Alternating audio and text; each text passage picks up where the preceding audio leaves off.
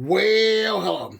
If you're having problems with your worm castings being too wet to go to a sifter, here's a way that you could do it. You could put it on some cardboard, and I'll let my worm castings dry out for about a week, and I was able to sift them with ease.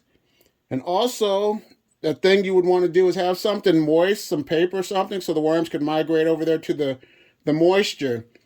Other people have used peat moss, and they mixed it in and got it to consistency where it was drier to be able to do a sifter.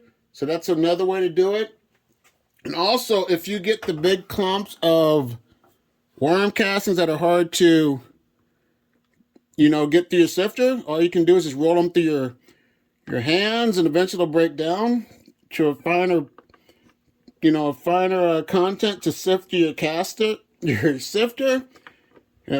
If they still stay big and they don't break down, just throw them in your garden, and they'll break down over time as well.